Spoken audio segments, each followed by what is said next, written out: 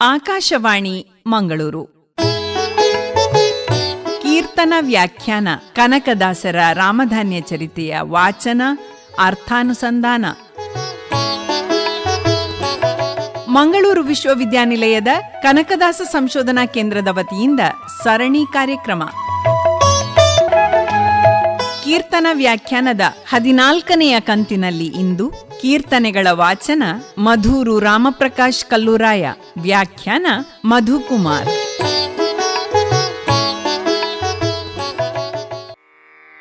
ಎಲ್ಲ ನವಧಾನ್ಯದಲ್ಲಿ ಈತನೇ ಬಲ್ಲಿದನು,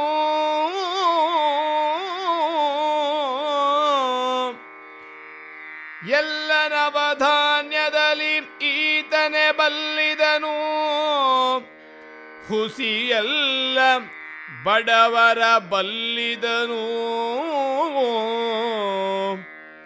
ಬಡವರ ಬಲ್ಲಿದನು, ಆರೈದು ಸಲಹುವನು, ಇವಗೆ ಸರಿಯುಂಟೆ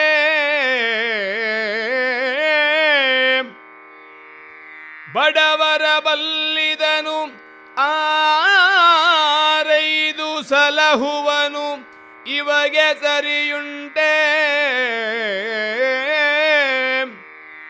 ನೆಲ್ಲಿನಲಿ ಗುಣವೇನು, ಭಾಗ್ಯದಿ ಬಲ್ಲಿದರ ಪತಿಕರಿಸುವನು,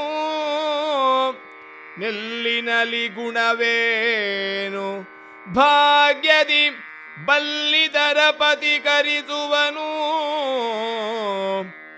ಅವನಲ್ಲಿ ಸಾರವ ಕಾಣೆ, ಅವನಲ್ಲಿ ಸಾರವ ಕಾಣೆ ಎಂದನು ಕಪಿಲ ಮುನಿ ನಗುತ್ತ, ಅವನಲ್ಲಿ ಸಾರವ ಕಾಣೆ ಎಂದನು ಕಪಿಲ ಮುನಿ ನಗುತ್ತ, ಕಪಿಲ ಮುನಿ ನಗುತ್ತ.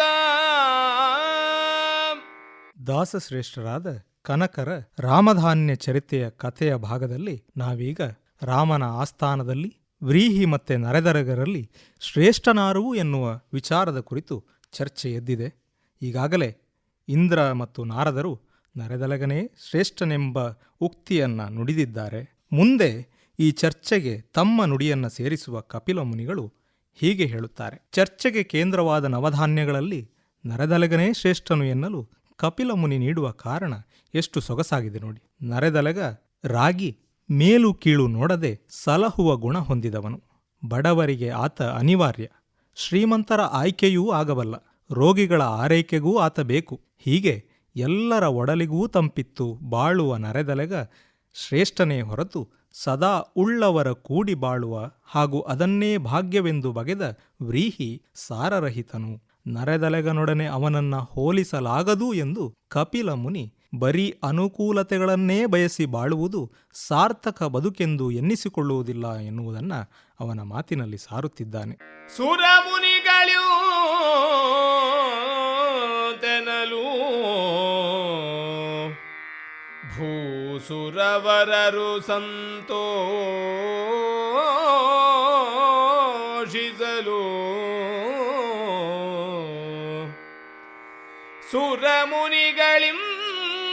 ಸುರಮುನಿಗಳಿಂತೆನಲು ಭೂಸುರವರರು ಸಂತೋಷಿಸಲು, ಸಭಿಕರು ನರೆದಲೆಗನೀ ಬಾರೆನುತ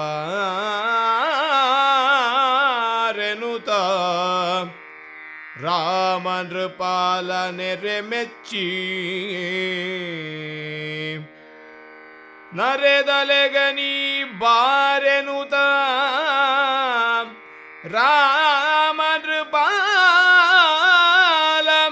ನೆರೆ ಮೆಚ್ಚಿ ಕರೆದು ಕೊಟ್ಟನು ತನ್ನ ನಾಮವ,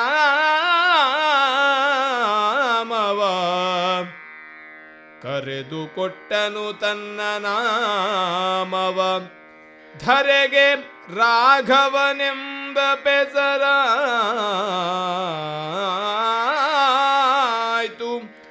ಧರೆಗೆ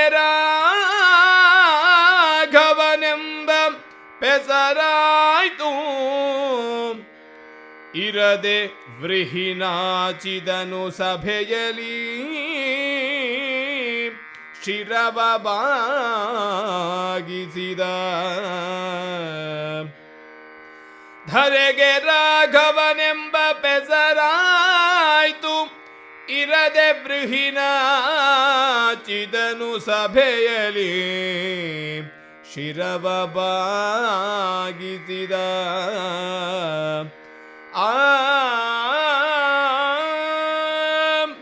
ಹೀಗೆ ಜ್ಞಾನಿಗಳೆಲ್ಲ ಸುರರು ಮುನಿಗಳೆಲ್ಲ ಮುಕ್ತ ಕಂಠದಿಂದ ಏಕಧ್ವನಿಯಿಂದ ನರೆದಲೆಗನನ್ನ ಹೊಗಳಿ ಕೊಂಡಾಡುತ್ತಿರಲು ನೆರೆದ ಎಲ್ಲ ವರ್ಗದ ಸಭಿಕರು ಇದನ್ನು ಅನುಮೋದಿಸಿ ಸಂಭ್ರಮಿಸುತ್ತಿದ್ದಾರೆ. ಇದು ಸತ್ಯದ ವಾಸ್ತವದ ಗೆಲುವಿನ ಸಂಭ್ರಮ. ಅಲ್ಲಿ ಎಲ್ಲಾ ವರ್ಗದ ಜನರಿದ್ದರೂ ಸಹ ಗುಣಕ್ಕೆ ಮಸ್ತರವಿಲ್ಲ. ಹೀಗೆ ಪೂಜ್ಯರಿಂದಲೇ ತೀರ್ಪು ಬರಲು ರಾಜನಾದ ಶ್ರೀರಾಮನು ನರೆದಲೆಗನನ್ನ ಅತಿಯಾದ ಪ್ರೀತಿಯಿಂದ ಕರೆದು ಮೆಚ್ಚಿಕೊಂಡು ತನ್ನ ಹೆಸರನ್ನೇ ನರೆದಲೆಗನಿಗೆ ನೀಡಿ ರಾಘವನೆಂಬ ಹೆಸರಿನಿಂದ ಭೂಮಿಯಲ್ಲಿ ಹೆಸರಾಗು ಎಂದು ಅನುಗ್ರಹಿಸುತ್ತಾನೆ. ಅಲ್ಲಿಗೆ ನರೆದಲೆಗನೇ ಶ್ರೇಷ್ಠನೆಂದು ತೀರ್ಪಾದಂತಾಗುತ್ತದೆ. ನರೆದಲಗ ರಾಘವನಾಗುತ್ತಾನೆ, ರಾಗಿಯಾಗುತ್ತಾನೆ. ಇತ್ತ ಯಾರದೋ ಗೆಲುವಿನ ಸಂಭ್ರಮದ ನೆರಳಿನಲ್ಲಿ ಇನ್ಯಾರದೋ ಸೋಲಿನ ದುಃಖ ಅವಮಾನಗಳಿರುತ್ತವೆ ಅನ್ನುವ ಹಾಗೆ ವ್ರೀಹಿ ತನ್ನ ದುಡುಕು ನುಡಿಗಳಿಗೆ ನಾಚಿ ತಲೆ ತಗ್ಗಿಸಿ ನಿಂತಿದ್ದಾನೆ. ಹರುಷದೋರಿದ ಮನದಿ ನಲಿವುತ ನರೆದಲೆಗನು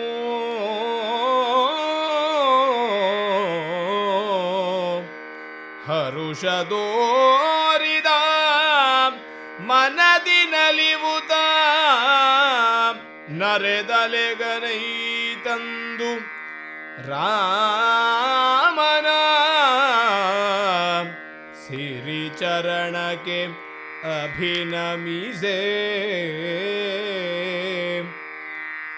ರಾಮನ ಸಿರಿಚರಣಕ್ಕೆ ಅಭಿನಮಿಸೆ.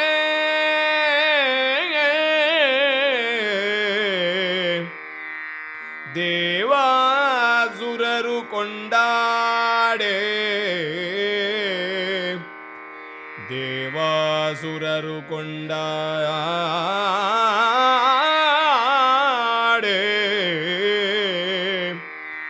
ಹರಸಿ ಮುತ್ತಿನ ಸೇಸೆಯನು, ಹರಸಿ ಮುತ್ತಿನ ಸೇಸೆಯನು.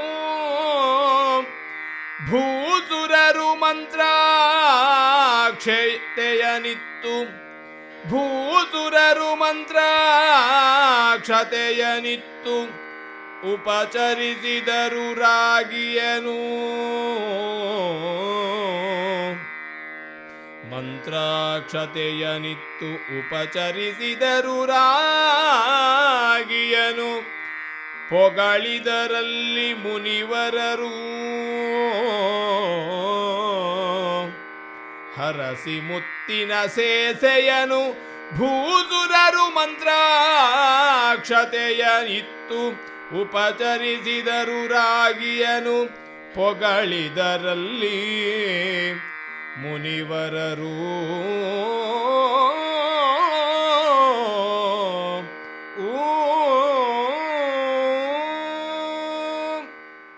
ಹಿರಿಯರೆಲ್ಲ ಮೆಚ್ಚಿ ನುಡಿಯಲು ನರೆದಲಗ ಎಲ್ಲರಾಡಿದ ಒಳ್ಳೆಯ ನುಡಿಗಳಿಗೆ ಮಣಿದು ಸಂತೋಷದಿಂದ ರಾಮನ ಶ್ರೇಷ್ಠ ಪಾದಗಳಿಗೆ ನಮಿಸಿದಾಗ ಸಭೆಯಲ್ಲಿ ಭೇದವಿಲ್ಲದೆ ದೇವತೆಗಳು ಅಸುರರು ನರೆದಲೆಗನನ್ನ ಕೊಂಡಾಡಿ ಮುತ್ತಿನ ಸೇಸೆಯನ್ನ ಮಂತ್ರಾಕ್ಷತೆಯನ್ನ ಇತ್ತು ಭೂಸುರರು ಮುನಿವರರು ಹರಸಿ ಶುಭವನ್ನ ಕೋರುತ್ತಾರೆ.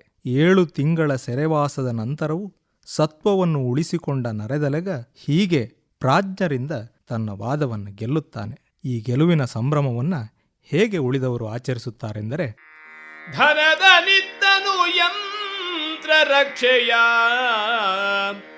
ಬನದೊಳಿಹ ಮೂಲಿಕೆಯ ಮೂಲಿಕೆಯ ಮಂತ್ರವಾ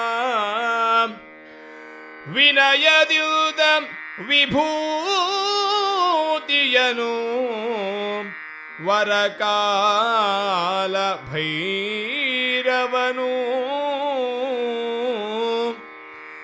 ಇನ ಶಶಿಗಳು ಆದರಿಸಿ ಕೊಟ್ಟರು ಘನದರದ ಜಲ್ಲರಿಯ ವರುಣನು ಕನಕಮಣಿ ನಿರ್ಮಿತದ ಕರಗವನಿತ್ತು ಮನವೊಲಿದು ವರುಣನು ಕನಕಮಣಿ ನಿರ್ಮಿತದ ಕರಗವನಿತ್ತು ಮನವೊಲಿದು